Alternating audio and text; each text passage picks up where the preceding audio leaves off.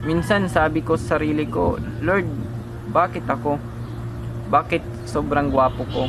Sana sa iba mo na lang binigay, kasi parang nakukulong ako sa sarili kong kagwapuhan. Alam ko di nila maintindihan yung pinagdadaanan ko. Sobrang nakaka-stress. Yung iba, palaging naririnig ko sa kanila, bukang bibig nila, sana all gwapo, sana all cute, sana all pogi.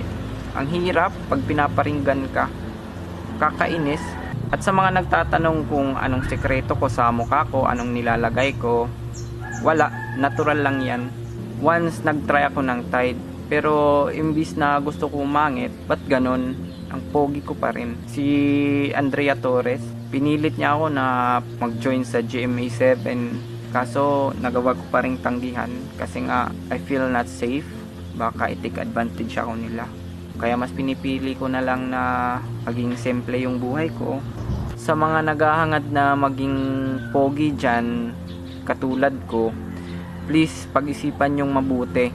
Kasi nasa huli ang pagsisisi.